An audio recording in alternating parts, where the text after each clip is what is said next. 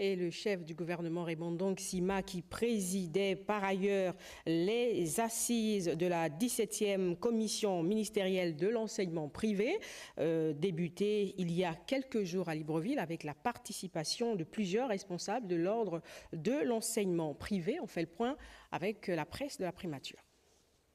Présidant la cérémonie de clôture des assises de la 17e commission ministérielle de l'enseignement privé, placée sous le thème « Une école privée laïque normée pour une éducation de qualité et équitable », le Premier ministre de la Transition, Raymond Ndong Sima, s'est appesanti sur la formation du capital humain à mettre sur le marché du travail. Il a permis de partager des réflexions fondamentales sur le rôle crucial des établissements privés dans l'architecture éducative gabonaise et sur l'impératif d'assurer une éducation de qualité pour l'ensemble de nos apprenants, conformément à la volonté politique de son Excellence le général de brigade Brice Clotaire Oligui, président de la transition, président de la République, chef de l'État. Ce travail collectif que vous venez de réaliser a mis en évidence notre responsabilité de préparer nos jeunes à affronter les défis du monde contemporain, tout en les enracinant dans les valeurs de respect et de citoyenneté.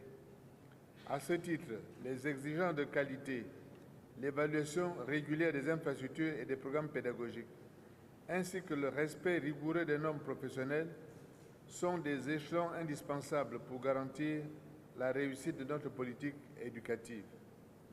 Je vous invite à collaborer étroitement afin de bâtir une école gabonaise innovante, inclusive, indivisible et de qualité. Le numéro 1 du gouvernement réaffirme tous les acteurs de l'univers éducatif du secteur privé, le soutien et l'accompagnement de l'État.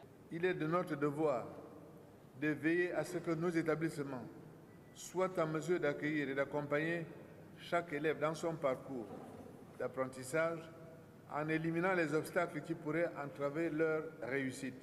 La 17e commission ministérielle de l'enseignement privé, tenue sous l'égide du gouvernement gabonais, s'est achevée sous les auspices annonçant les lendemains meilleurs pour l'ordre des enseignements privés d'utilité publique. Une commission ministérielle de l'enseignement privé laïque, donc axée sur la réglementation de ce secteur qui pose le problème de la formation des personnels. Retour sur les explications avec Nathalie Oké et Médarengueng.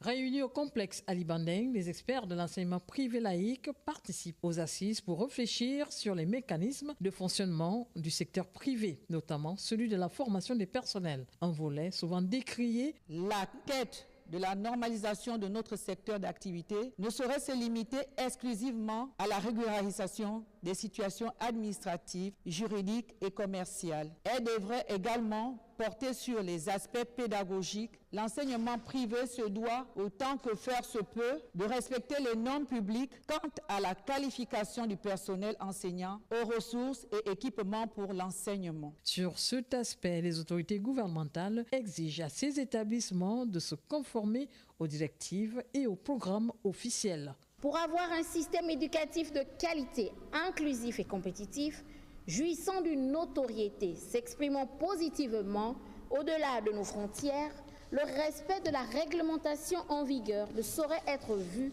par chacun comme une option, mais devrait être perçu par tous comme une obligation. C'est dans ce sens qu'à l'ère de la restauration des institutions de notre pays, le contrôle permanent de l'application stricte de la norme en vigueur et de l'évaluation rigoureuse de la qualité des structures et des équipements de vos établissements constitueront désormais des actes majeurs auxquels l'ensemble des établissements scolaires de notre système éducatif sera régulièrement assujetti pour s'assurer que ce dernier répond aisément aux défis d'une éducation moderne.